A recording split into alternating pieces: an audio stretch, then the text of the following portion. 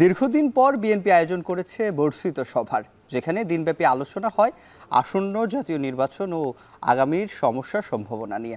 এদিকে আত্মপ্রকাশ করছে গণ অভ্যুত্থানে অংশগ্রহণকারী ছাত্রদের নেতৃত্বে আসা নতুন রাজনৈতিক দল। সব মিলিয়ে উত্তাপ ছড়াচ্ছে রাজনীতির মাঠে। রাজনীতির এই হালচাল জানাতে আজ ভোটের ট্রেনে যুক্ত আছি আমি, সিফাত শাহরিয়ার। শুরুতে সমসাময়িক ভোটের রাজনীতি নিয়ে আজ কি থাকছে তা জেনে নেব। আমরা শুরুতে যেটি দেখেছি, আজকে বর্ধিত সভায় খালেদা জিয়া বিএনপি চেয়ারপারসন তিনি যুক্ত হয়েছিলেন। তিনি ভার্চুয়ালি যুক্ত হয়ে কথা বলেছেন। তিনি যেটি বলেছেন, আগামী নির্বাচনের সাফল্যের জন্য ঐক্যবদ্ধভাবে কাজ করার জন্য আহ্বান জানিয়েছেন নেতাকর্মীদের প্রতি।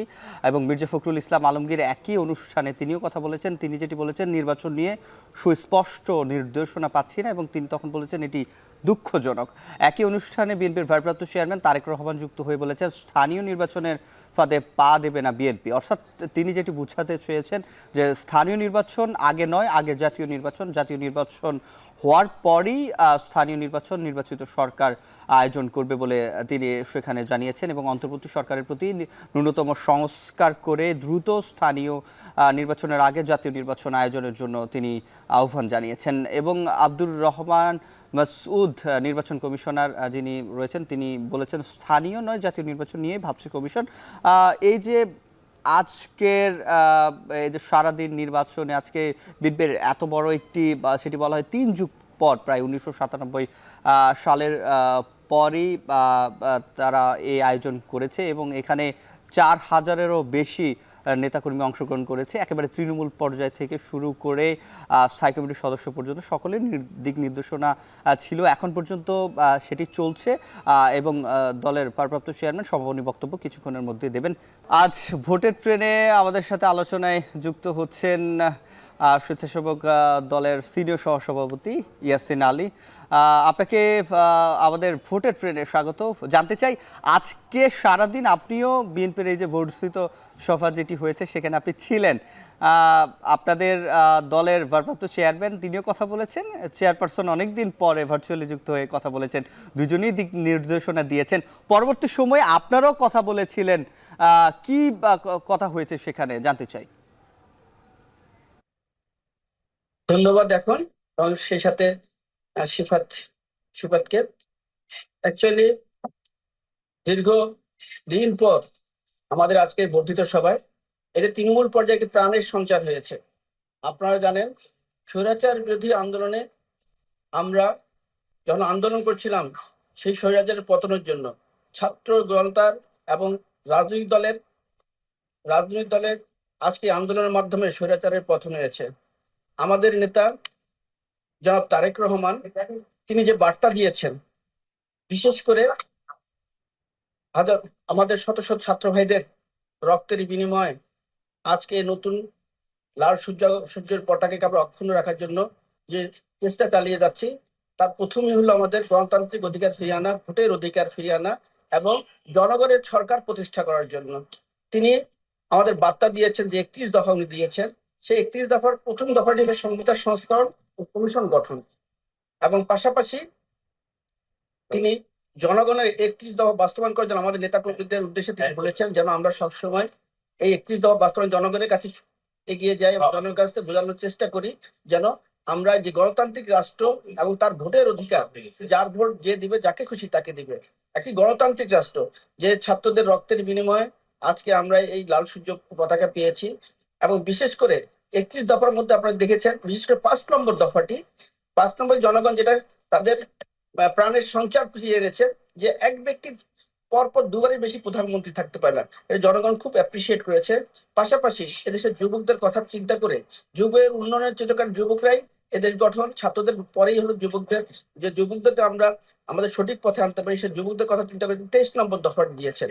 এবং 24 নম্বর দফাটি 24 নম্বর দফায় যে নারী উন্নয়নের ক্ষেত্রে বেগম রোকেয়া যেরকম নারী জাগরণ সৃষ্টি করেছেন, ঠিক তেমনি নারীদের অধিকার ফিরিয়ে আনার জন্য তিনি একটি ফ্যামিলি কার্ড করবেন। সেই ফ্যামিলি কার্ডে বাবাই তো একটি পরিবারের প্রধান থাকেন, বাবার নামে হবে না, মায়ের নামে ফ্যামিলি কার্ডটা হবে। যে পরিবার 4 জন সদস্যকে তিনি বিনামূল্যে খাবার দেওয়ার চেষ্টা করবেন, এটাকে জনগণকে বোঝানোর জন্য, নারী অধিকার ফিরিয়ে আনার জন্য। আর আমরা সকলেই কৃষকের সন্তান, এদেশের মানুষ 80% মানুষ হলো কৃষক পরিবারের সন্তান। সে কৃষকদের কথা থেকে আপনাকে একটু থামাতে চাই, জানতে চাই আজকে দলের চেয়ারপারসন খালেদা জিয়া ভার্চুয়ালি যুক্ত হয়ে একটি কথা বলেছেন যে সকলকে সামনের আসন্ন জাতীয় নির্বাচনকে যাতে অংশগ্রহণ মূলক হয় এবং সকলকে সহযোগিতা করার জন্য ঐক্যবদ্ধ থাকার কথা বলেছেন। এই প্রশ্নের উত্তর জানবো, তার আগে একটি বিরতি নিচ্ছি, বিরতির পরে নিচ্ছি ছোট একটি বিরতি, সঙ্গে থাকুন। বিরতির পর ফিরে এলাম, আপনারা দেখছেন ভোটের ট্রেন্ড। আজ যেটি বলছিলাম যে বিএনপির বর্ধিত সভা হয়েছে, আবার এদিকে আগামীকাল সংসদ ভবন এলাকায় নতুন যে রাজনৈতিক দল এসেছে, ইতিমধ্যে আমরা যারা দায়িত্ব পাচ্ছে একটি আভাসও পেয়েছি এবং তারাও বলেছেন এবং সকলকে সে রাজনৈতিক দলে যুক্ত হয়ে ঢাকামুখী হওয়ার জন্য এবং যোগাযোগের জন্য আমরা দেখেছি তারা আহ্বানও জানিয়েছেন। আমাদের সঙ্গে যুক্ত আছেন ভোটের ট্রেনে জাতীয়তাবাদী স্বেচ্ছাসেবক দলের সহসভাপতি, সিনিয়র সহসভাপতি ইয়াসির আলী। আপনার থেকে যেটি তখন জানতে চাইছিলাম, আবারও জানতে চাই যে আজকে খালেদা জিয়া যেটি বলেছেন যে সকলকে ঐক্যবদ্ধ থেকে জাতীয় নির্বাচনকে সহযোগিতা করার কথা বলেছেন। আপনারা তো তৃণমূলেও কাজ করেছেন, কি দেখছেন সমস্যা আসলে কোথায়?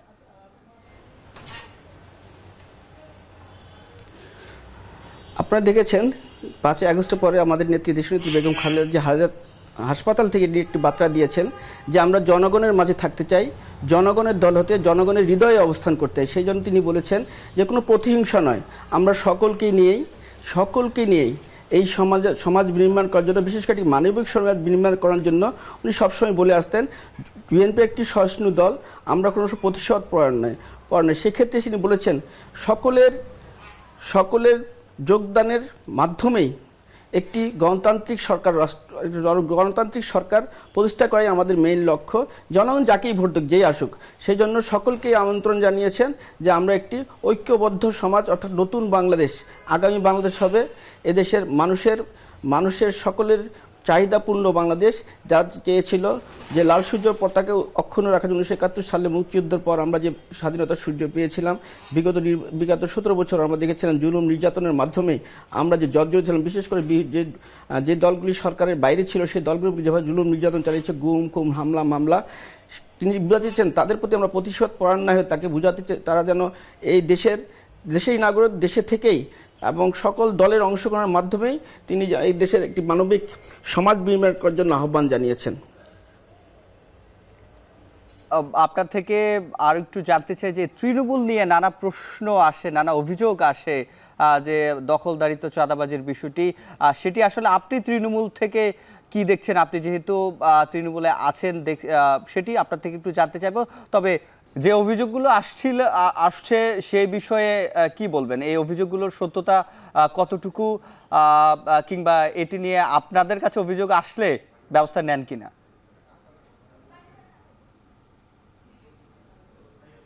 স্পষ্ট বার্তা আমাদের নেতা জনাব তারেক রহমান উনি বার্তা দিয়েছেন যে প্রকার চাঁদাবাজি বা কোনো প্রকার জুলুম দখলদারিত্বের তলে তাকে স্পষ্ট দল থেকে বহিষ্কার করা। ইতিমধ্যে আমরা জেনেছেন আমাদের বিশেষ করে স্বেচ্ছাসেবক দলের প্রায় 248 জন নেতা বহিষ্কার হয়েছে তাদের অপকর্মের জন্য। আমরা অপকর্মের বিরুদ্ধে বা চাঁদাবাজ এবং দখলদারি বা জিরো টলারেন্স, একে কোনো প্রকার প্রশ্রয় দেওয়া হবে না। যে কথাটি আগেই বলেছিলাম, একটি মানবিক সমাজ নির্মাণ করাই আমাদের লক্ষ্য। আমরা যদি আওয়ামী লীগ হয়ে যাই তাহলে জনগণ আমাদের কাছে কি পাবে? সেজন্য আমরা চাই আমাদের তৃণমূলের নেতাকর্মী সকলে জনগণের হৃদয়ে অবস্থান করবে এবং জনগণের হৃদয়ে অবস্থান করতে পারলেই ইনশাআল্লাহ এদেশের মানুষ ধানের শীষকে ভোট দিবে এবং আগামী দিনে একটি সুন্দর মানবিক সমাজ নির্মাণ যে লক্ষ্য, সেই লক্ষ্যে পৌঁছে আমাদের যে নেতা প্রধানমন্ত্রী হবেন বা যারা মন্ত্রী বসে থাকবেন, যে সেই দেশে মানে সুজলা সুফলা শস্য শ্যামলা সেই বাংলাদেশ, যেমন আমার নেতা বলেছেন টেক ব্যাক বাংলাদেশ, অর্থাৎ সেই জিয়াউর রহমানের শাসন আমলে বাংলাদেশ, দেশনেত্রী বেগম খালেদা জিয়ার শাসন আমলে বাংলাদেশ, এবং পাশাপাশি আমাদের জনাব তারেক রহমান যে 31 দফা বাস্তবায়নের যে বাংলাদেশে আমরা প্রত্যাশা করছি, আগামী দিন বাংলাদেশ যেন যে প্রশ্নটি সেটি একটু জানতে চাই। এই যে আপনারা জাতীয় নির্বাচন আগে চাচ্ছেন, আপনারা দল থেকে স্থানীয় নির্বাচন পরে, এটি কেন? আপনারা জানেন স্থানীয় নির্বাচনে সবসময় সহিংস হয়। সেই জন্য একটি গণতান্ত্রিক রাষ্ট্রে যখন তার রাষ্ট্রপতি না থাকেন বা প্রধানমন্ত্রী না থাকেন, তখন সেগুলি আপনারা জানেন যে আমাদের পুলিশের যে প্রশাসন রয়েছে, ইতিমধ্যে আপনারা জানেন 17 বছর তারা দলীয়করণ করেছে। সেই প্রশাসনকে না সাজিয়ে আপনি যদি স্থানীয় নির্বাচন দেন, তাহলে হানাহানি সেই আগের মতো যুদ্ধ আরম্ভ হবে। আমরা যে প্রত্যয় নিয়ে এগিয়েছিলাম, আমাদের শত শত ছাত্রছাত্রীদের রক্তের বিনিময় আজকে আমরা যে নতুন সূর্য পেয়েছি, শুধু ধরে রাখার জন্য আমরা স্থানীয় নির্বাচন চাচ্ছি না। আমরা চাই একটি গণতান্ত্রিক রাষ্ট্রে গণতান্ত্রিক সরকার গঠন হওয়ার পর স্থানীয় নির্বাচনগুলো হোক, তাহলে হানাহানি সহিংসতা কমবে। এবং এর আগে যদি স্থানীয় নির্বাচন করা হয়, তাহলে প্রতিটি গ্রামে গঞ্জেই ইতিমধ্যে স্বৈরাচাররা কিন্তু পালিয়েছে, কিন্তু সেটা প্রেতাত্মাগুলি কিন্তু বাংলাদেশে এখনও রয়ে গিয়েছে। তাদের সেই ইতিমধ্যে দেখেছেন আবার চুরি, ছিনতাই ইত্যাদি বেড়ে গেছে। আপনারা সাংবাদিক সমাজ, আপনারাও জানবেন এসব কেন বাড়ছে। আপনাদের এই দেশটিকে এখনো সবসময় ষড়যন্ত্রের মধ্যে ফেলে রাখা হয়েছিল, কিন্তু আমরা সকলে যদি ঐক্যবদ্ধ থাকি, এখন সকল জনগণ হাতে হাত কাঁধে কাঁধ মিলিয়ে আমরা যদি এগিয়ে যাই, আগামী বাংলাদেশ আমাদের প্রত্যাশিত বাংলাদেশ আমরা পাবো বলে আশা করি। আমাদের সাথে যুক্ত হওয়ার জন্য ধন্যবাদ। ইয়াসিন আলী আমাদের সাথে স্টুডিওতে যুক্ত হয়েছেন। যাব একটি বিরতিতে।